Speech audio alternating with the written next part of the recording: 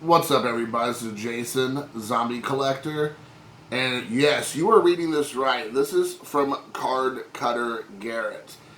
Probably a lot of people might be surprised to even see me holding anything in my hand that's going to say CardCutter. We've had a Rocky, I guess you could say, Rocky, The Rock. We had a Rocky YouTube relationship in the past. And I'm not here to get into that. It's in the past. But I want to say that, you can take any bad situation and turn it into something positive. And that's what this is about. There was a situation that came up a few weeks ago.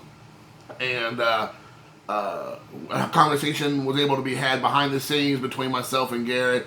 And I think a mutual respect, dare I say, a friendship, so to speak, or just a coming together of saying, hey, but we don't have to be baby faces or heels, to use a wrestling trope, but just to kind of talk about getting to know one another, because when you don't really know somebody but you think you do, it could cause issues, and it was an opportunity for him and I to kind of talk.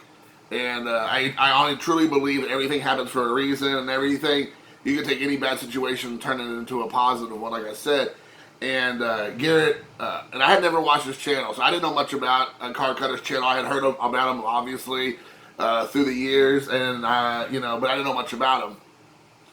And after our conversation, I was inspired by him, by our conversation, to go back and watch some of his stuff. And I have been really picking up on it more recently. And the one thing that him and I, as we talked to each other, got to know was that we learned that we both were huge wrestling fans. And it was awesome. And I could pick up on that on the video he released. There was a lot of wrestling references, which again, I didn't know at the time he was into wrestling. I just thought he might have been throwing out some words around. But lo and behold, it was. And I want to make sure I tell people something, because a lot of people have still come up to me and talk to me about, the past. And I want to make sure people know that, I honestly am the kind of person who can move forward and forgive and forget. And I'm by no means perfect. And I'm not trying to set it out to be like, I'm, and I don't want to use the word victim here, but I was like, whatever you want to call that, like, I was like this innocent bystander. Like, everybody, you can find fault with anybody if you look hard enough for something. And I am greatly appreciative of Garrett reaching out to me, us talking things out, working things through, and I have the utmost respect for Garrett. And quite frankly, not only have I went back to watch a lot of his videos to kind of understand a little bit about who he is and what he's about, but especially his wrestling videos, I've been super pumped about with him and Mike Canadian Cards, also, who I never watched or know nothing about. I've been super thrilled, and I want to tell people, if you're a wrestling fan, they're doing a podcast, chit chat, kind of like a expose, history lesson, whatever you want about this wrestling, from fans who are starting to learn about it again for the first time, who've been out of the game, and learn a lot of the backstories of wrestling. And it's been a wonderful ride. I've seen 3 or 4 episodes. I think they started in about September. I watched the most recent one they did with, I believe, Rob England, who's a big guy in the card collecting wrestling community. And then I watched the very first episode to the second or third now. So I just want people to know, if you like wrestling, and he does a lot with slabs as far as autograph collecting and PSAs and all that.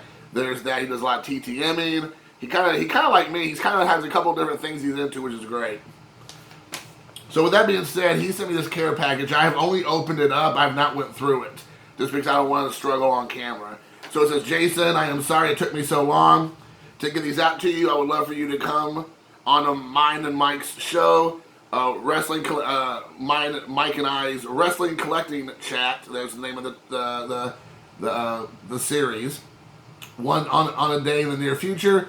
You can school me on a ton of stuff. I have really only been a WWF, WWE guy my entire life. I hope you enjoy the cards. It's not much, but there's a ton of cool dudes in these lots. Sincerely, Garrett, aka CardCutter. So, no, I'm actually impressed by your all's knowledge. Quite frankly, I didn't know what to expect, but it's cool to see guys. I gotta have to reiterate this. It's cool to see guys. There's so many of us sometimes that are like will be the first to try to act like we don't want to come across like we don't know something. Like we don't want people to think that we are not knowledgeable about a topic. It is completely okay to just not know and to say, hey, I'm still learning. And there's not enough of that in the community and collecting in general. People act like they gotta know everything. And it's okay to just be honest, and it's refreshing. And I said that in one of his videos. It's refreshing their honesty to say, hey, I don't really know about this. Like maybe I'm not using the right terminology or the right wording, or I might be getting some of these things backwards or confused, and I'm still learning. And it's just awesome. It's awesome. And I'm the first one to admit that I don't know anything, and I don't know everything. I feel like I know some. I know enough to be dangerous. So he sent me 2 of these, and I've done 6 minutes and haven't showed any cards. But you know what? That's par for the course. So I'm getting ready to go through these. So the first one up is the Ultimate Warrior, right there, who is from Brazil, Indiana, here in Indiana, or he used to be called the Dingo Warrior. Oh, Mr. Dingo. But man, look at that body. Awesome. Oh man, one of my favorite wrestlers back in the day, Hillbilly Jim. Man, oh man. He's from Mudlick, Kentucky. Man, oh man. The back of these cards are hilarious. Like the stuff they say. Unusual characteristics. A good old country boy, Jim wrestles in his overalls and carries his lucky golden horseshoe. Man, oh my gosh, this is awesome. Gorilla Monsoon. Man, people from my generation do not know, but Gorilla Monsoon was a wrestler in back, I don't know, 50s and 60s maybe. But by the time I got around in the mid 80s, early to mid 80s through the 90s, and I stopped watching around the Attitude Era, which I want to talk to, that's one of the topics I'd like to talk to Garrett about, and Mike, is that I was the right age for the Attitude Era. Like I was a teenage boy. I just couldn't get into it. I just didn't like it. And I know that's an unusual hot take maybe for some, but I just never got into it. And I just got back into wrestling. I know that, Garrett would say he just started getting back into it recently, but I honestly had been away from it for quite a while. I just got back into it about a year and a half ago with the launch of AEW. I mean, I love AEW. I don't really watch a whole lot more other than them. I'm watching a little bit of Impact because there's some crossover there. I watch a little bit of SmackDown because it's free on Fox, on Friday nights. So I watch a little bit of SmackDown. I watch MLW a little bit because I was told by Gary about them elbow sausage here on YouTube. And I watch a little bit of MLW, and I watch a little bit of NWA. So, I mean, I do watch some. I'm trying to get caught up on a lot of these guys and gals, but yeah. Next up, we got Mean Gene Okerlund. Probably the best commentator, interviewer ever. So, there you go. Then we got Jim the Anvil Neidhart. And his daughter, Natalia, wrestles right now for the WWE. But I remember him. I remember he'd always grab that beard, like in that picture. He'd always grab the beard and just stroke the beard. He liked to stroke it.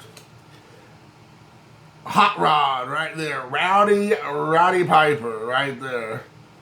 Even though he says he's from Glasgow, Scotland, he is not. He's from Portland, Oregon, or Oregon, I think, somewhere in the Oregon area. But there you go. Maybe, is he even Canadian originally? I can't remember now that I think about it.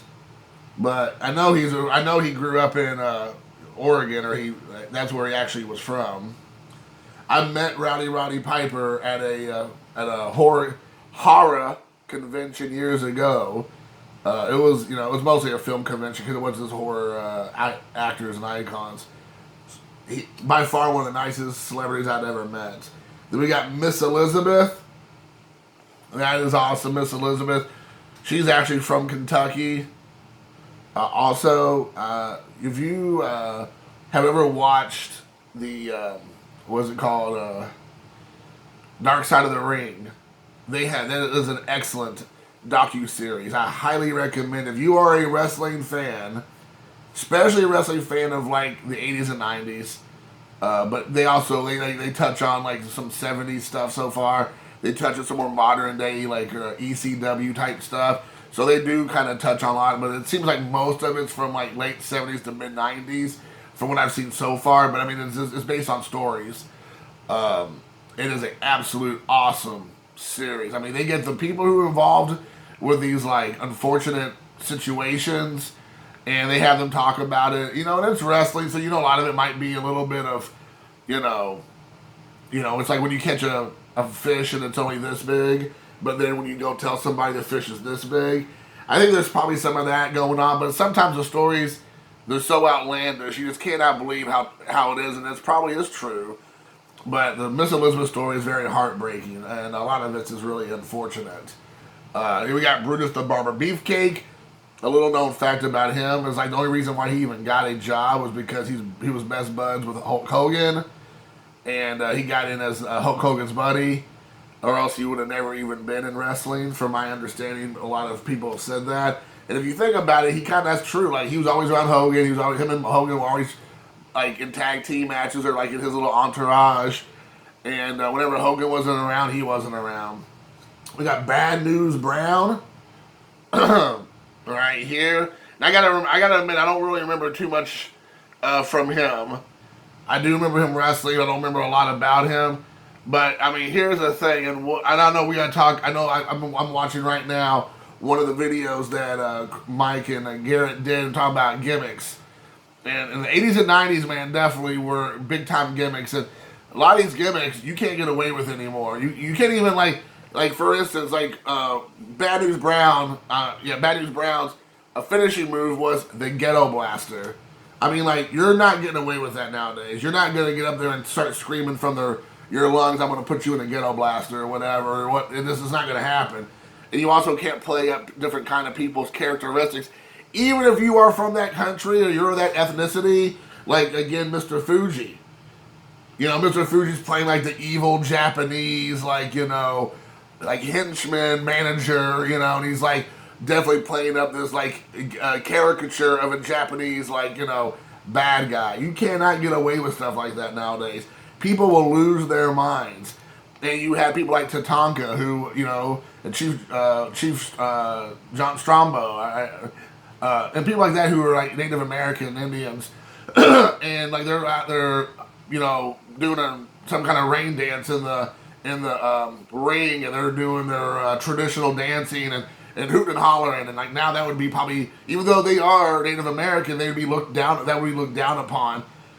You know, you have the Iron Sheik. You know, he's playing up the whole Iranian, you know, bad guys, and you know they're the number one. America sucks. America, you'll be like, America, pugh, Iran number one. America, ugh. You know, you can't do stuff like nowadays.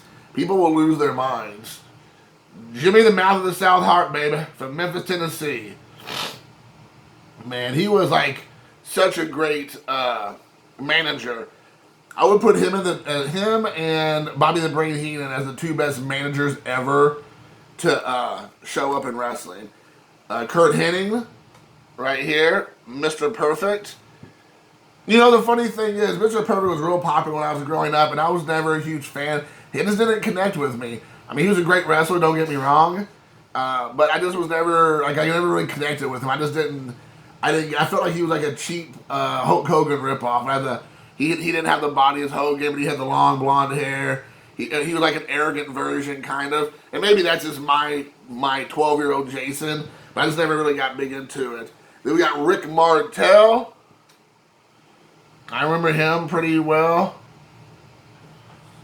And then we got, oh man, the Genius. Oh yeah, the Genius. I remember him coming out in his graduation style motif. Then we got Greg the Hammer Valentine, man. The figure four leg lock was his finishing move. Man, I loved Greg the Hammer Valentine.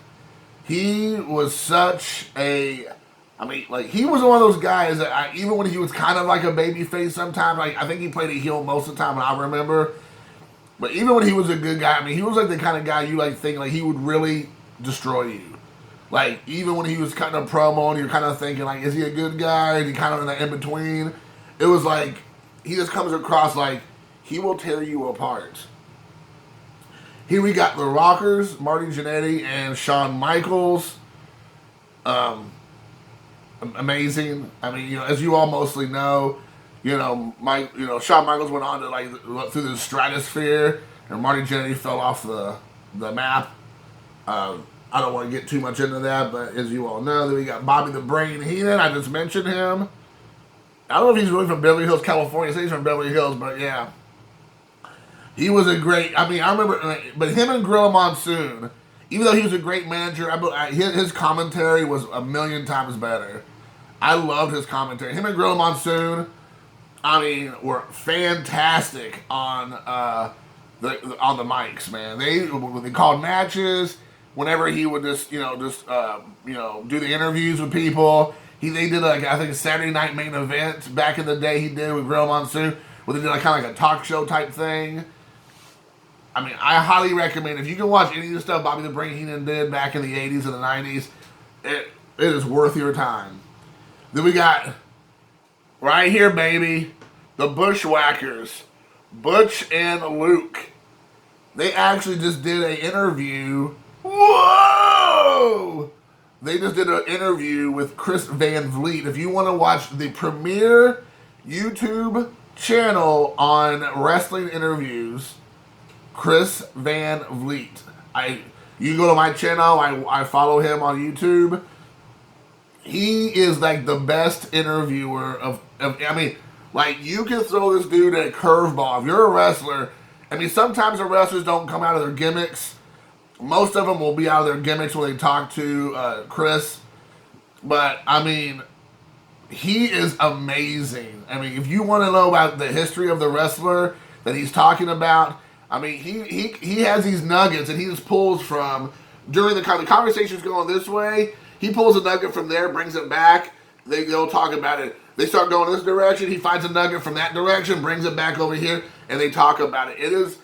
I highly recommend, if you are a wrestling fan, and he gets big names on it, he'll get the independent guys that are starting to get some fire and move up to the guy. He interviews people like The Rock and Kurt Angle. Guys that are at that DDP recently. He interviewed the Bushwhackers. And then he'll interview more of the, I don't want to say lower rung guys, but the up and coming guys as well. Absolutely great. Fantastic.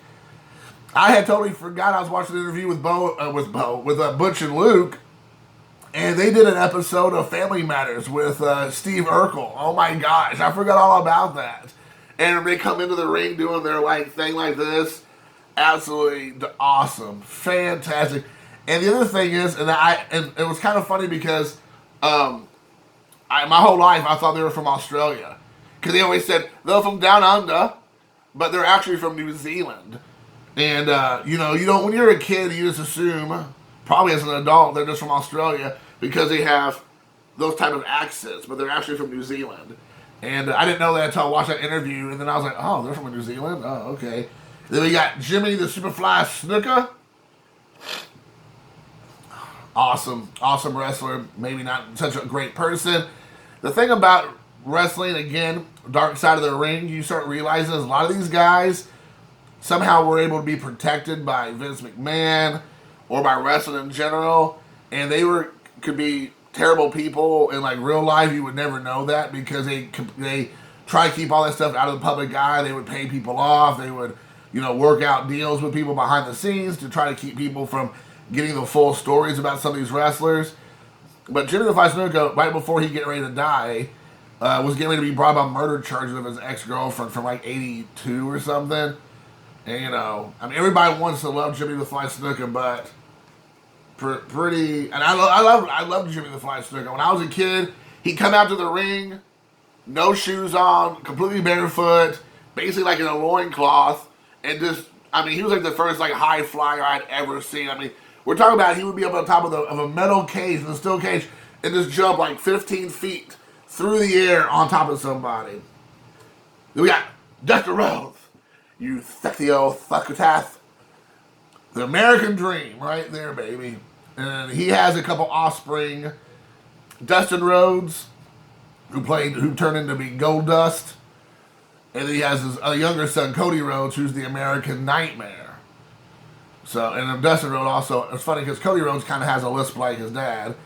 To my knowledge, Dustin does not. But, Dusty Rhodes was like that wrestler that never had the body. I mean, he was in different parts of his career early on. He was in better shape, of course, but he was always a big guy. But he always got over. He always got over with the wrestling fans because of the way he spoke on the mic.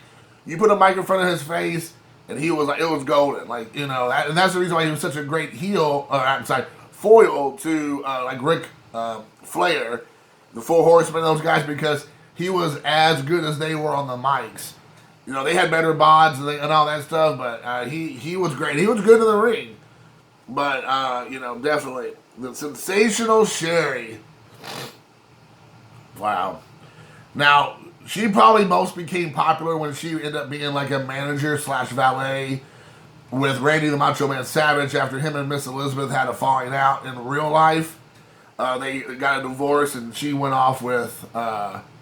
I forgot. I think it was another wrestler. I can't remember who she ended up going off with, but she ended up going off. It was Lex Luthor, I think, actually. So she left him for Lex Luthor, and then Sensational Sherry took her place. And then they ended up doing a gimmick where Miss Elizabeth came back and fell back in love with Savage, even though that wasn't true in real life. And she ended up whooping up on Sherry here, and she took her place. But Sensational Sherry also had a pretty tragic story, if I'm not mistaken. Then we got Hercules. I remember Hercules. I believe, if I'm not mistaken, he would come in with a big old like chain around his neck or something in the ring, like a big old like huge gigantic chain. And he would pick people up like this. Yeah, the backbreaker. That was his thing. He'd pick people up on his back. I mean, this guy was ripped. I mean, the picture does a pretty good job of showing you, but this guy had muscles in places you didn't know you had muscles. Talk about a guy who probably didn't have many muscles in places you would expect, but was a boss. Was the big boss man from Macon, Georgia, I think. Or no, was it? From Cobb County, Georgia. Department of Corrections. Right here. It doesn't show you. He's probably just stabbing on some jobber. But yeah, big boss man. He also was a good guy. I think he ended up going... The big boss man was kind of cool because he had like this gimmick of a correctional officer. But then, like during the Attitude Era, later on in the early '90s, maybe right before the Attitude Era, he did like more of a SWAT team look. He had like all black, like a black vest and a black, pants, and it was almost like he was a SWAT team member. Then we have the Ravishing One, Ravishing Rick Rude.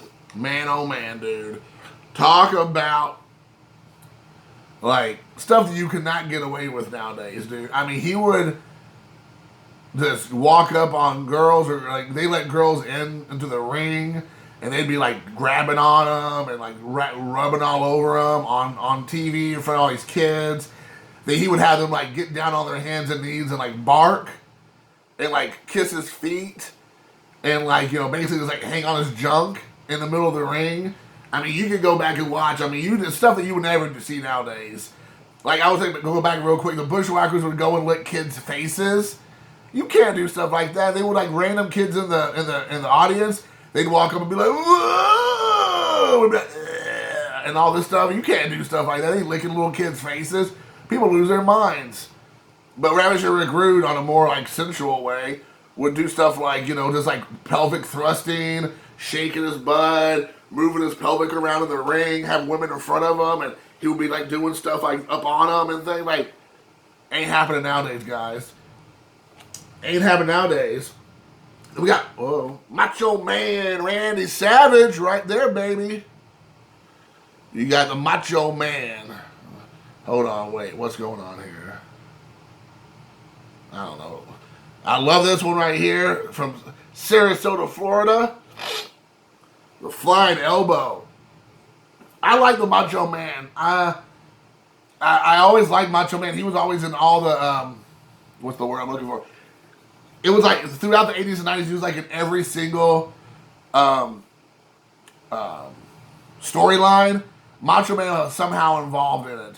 As a heel, and then as a baby face, and then kind of in the middle. And there's a lot of times you really don't know what he's going to do.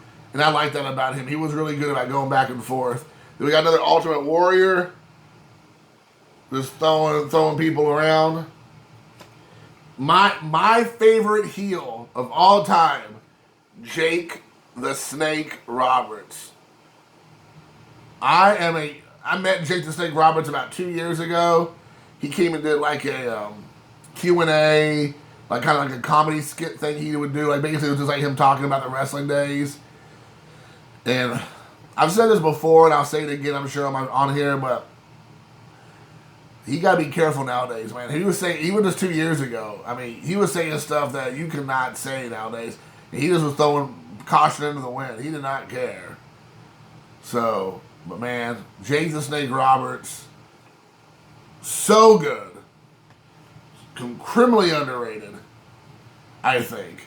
As far as when people talk about some of the best wrestlers, again, he never had a wrestling body. He had like a, he had like that, construction worker body, who had like, he was fit, fit-ish, in his prime, but he wasn't muscular, he wasn't having like huge muscles, but he just had like a slender, like working man's body, and what made him, set him apart from everybody else was that when he got on the mic, man, nobody could hold a candle to him. He would say the most craziest things and it would make sense.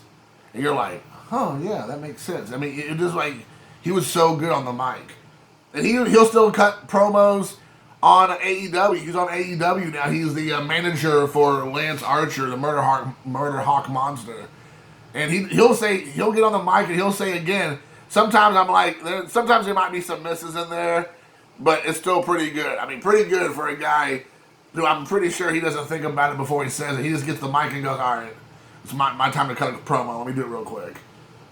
Talking about cutting promos, you don't got to cut a promo when you're Hacksaw Jim Duggan. Ho! Yeah, dude. I mean, can you imagine, again, Hacksaw Jim Duggan, another guy, big body build, not muscular, but he had like a big, like, robust, like, chest, like, big body. Again, he was one of those guys that had maybe one too many beers. So he wasn't, like, super, he wasn't heavy, like, he wasn't fat and sloppy looking, really. But he definitely wasn't. He wasn't like, Ravishing Rick Rude. But his thing was come out with a 2x4 with American flag, thumbs up, ho. Ho! That was his thing, dude. Kids loved him. If you grew up in my generation, he was like, it was like Hulk Hogan, and it was like Hacksaw. I mean, as far as levels of like excitement people got when they saw him. Then we got the $1 Million Man, Ted DiBiase. Everybody's got a price. That's right. Got a chance to meet him when I was in college. He came to a local church, and he had just become a Christian probably not too long before that.